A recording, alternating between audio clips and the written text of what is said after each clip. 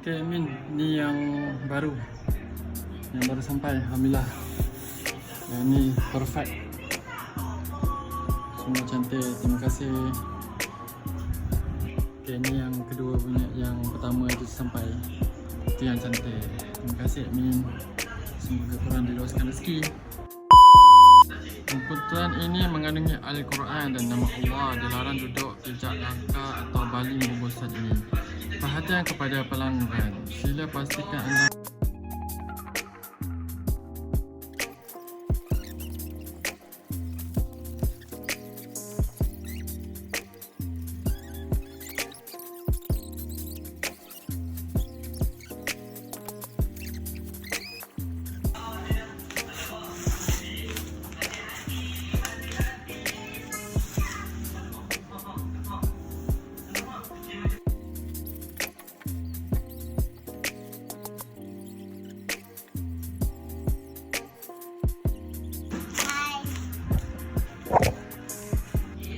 Min, nak tanyalah, dia punya kayu ni memang macam ni maksudnya dia punya kelihatan tu, sebab dari jauh nampak kan dia macam timbul macam tu.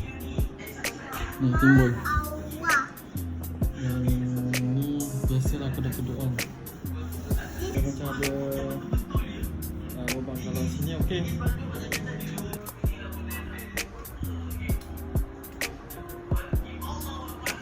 Kita punya asisten.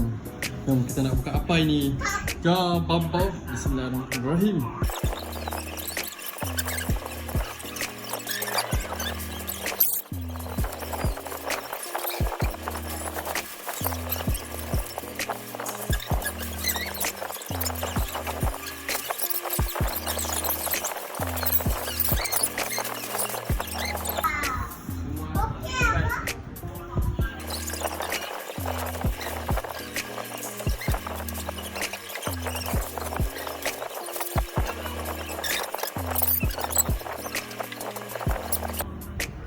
Admin kata tak apa, dia boleh ganti.